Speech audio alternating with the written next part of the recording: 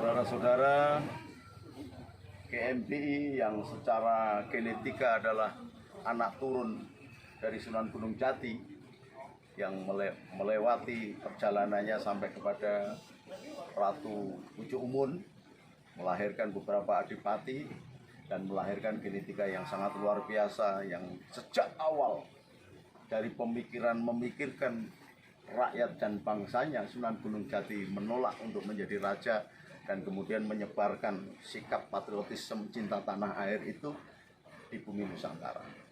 Dari sini kemudian dicontoh oleh para pendiri NU, maka konsep akhir berbangsa dan bernegara bangsa Indonesia sejak tahun 1936 sebagai kelanjutan dari 1906 pendirian atau 1908 berdirinya Budi Utomo dan didewasakan oleh Kiai Santri yang menyelenggarakan Sumpah Pemuda dan memberikan share 1.500 gulden. Sementara biaya untuk Sumpah Pemuda itu 2.500, yang 1.500 adalah dari Pangeran Santri atau Kiai Santri, dan itu ternyata keturunan dari Sunan Gunung Jati melalui jalur Subang Larang atau Pucuk Umun, dan kemudian melahirkan salah satu di antara adalah adik atau anak angkat saya, Kang Pauyan. Genetika di bawah alam sadar melahirkan semangat amanat penderitaan rakyat. Amanat penderitaan rakyat ini disarikan dari keinginan luhur dari bangsa Indonesia untuk merdeka, dan itu ditangkap oleh Bung Karno, kemudian menjadi konsep yang namanya Ampera. Apa itu? Membangkitkan jiwa-jiwa marhen, rakyat-rakyat marhen, rakyat-rakyat bawah, agar bisa berdiri sama tinggi dan duduk sama rendah.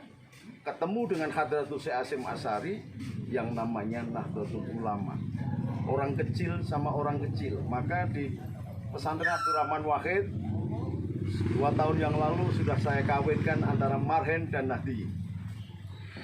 Ini ternyata adalah sambungan dari jiwa-jiwa pecinta tanah air yang dipelopori oleh Sunan Gunung Jati, yang kemudian ditambah dengan pesan Rasul untuk menyemaikan Islam di bumi Nusantara ini, dan akhirnya berkembang sampai sekarang. Kenapa ketika penyebaran agama yang dilakukan oleh Sunan Gunung Jati tidak pakai gesekan, tidak pakai pengkafir-kafiran, tetapi justru merangkul Sunda Wiwitan, merangkul Hindu, merangkul segalanya, bahkan Cina pun dengan diplomasinya yang luar biasa, sehingga Sunan Gunung Jati diangkat menjadi menantunya kaisar negara terbesar di dunia yang pada waktu itu namanya Kaisar Yumlo, dikawinkan dengan Syarifah Muta'in atau Ma Ongkini.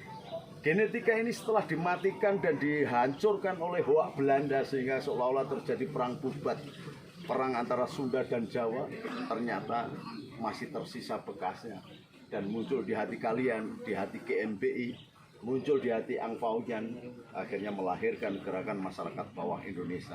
Inilah jiwa patriot yang sesungguhnya sudah ada sejak ribuan tahun yang lalu, dan saya berharap GMBI, dan kalau saya lihat tadi Dewan Pakarnya sudah menuju kepada langkah-langkah profesionalismenya,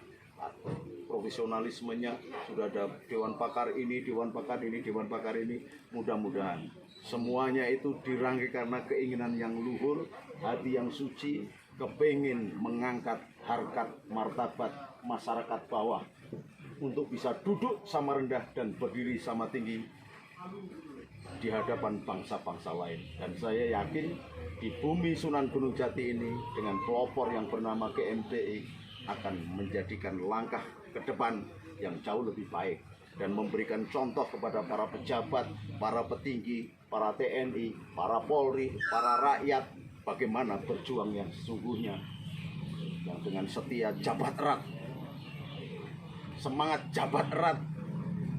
Ini tidak dimiliki oleh ormas-ormas yang lain, dan itu hanya dimunculkan oleh GMBI. Kenapa? Karena ketika kita menjabat erat, maka ini adalah pintu gerbang dari elektromagnetis dari roh manusia. Ketika dia menempel, maka kekuatan satu baterai yang namanya manusia langsung bergabung dengan baterai yang lain. Inilah yang disebut join of energy. Ini yang disebut penambahan energi. Maka Nabi mengatakan bersalamanlah dengan erat, maka engkau akan mendapatkan rahmat dan dihilangkan dosa. Maknanya apa? Dosa itu dihilangkan penyakit. Karena ditambah energinya, maka akan ada hope, harapan. Kalau sudah ada harapan, ada roja, di situ ada iman kuat. Kalau ada iman kuat, pasti akan imun. Kalau ada imun, pasti akan aman. Jadi tidak usah takut, terlalu takut.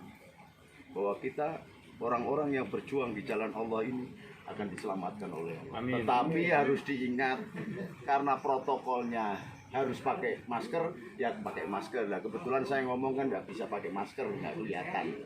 Karena kalau orang berbicara tidak pakai masker, gerakan chemistry-nya tidak nampak. Tapi kalau saya ngomong tidak pakai masker, orang menangkap gerakan semangat dan chemistry-nya nampak. Inilah yang membangkitkan terjadinya suksesi perjalanan message dari seorang komunikator kepada komunikator. Maka selamat berjuang GNBI, dan saya menaruh harapan barangkali hall mendatang jauh lebih besar dan diundang seluruh lapisan masyarakat. Jangan hanya masyarakat GNBI, biarkan orang Kristen mendengar perjuangan Sunan Gunung Jati, biarkan orang Katolik, orang Hindu, orang Buddha, orang Islam, orang yang tidak beragama, yang barangkali jauh sudah wiwitan atau kejawen atau siapa, biar datang.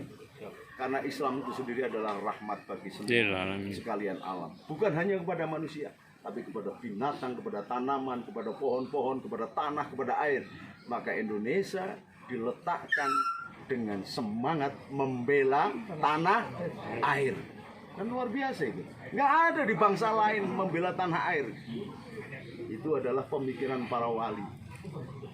Nah, kita harus bangga bahwa kita berasal dari tanah dan kita berasal dari air. Maka membela tanah air berarti membela Ibu Pertiwi. Dan membela Ibu Pertiwi adalah membela haknya Allah untuk dipuji. Karena kita berasal dari tanah dan air.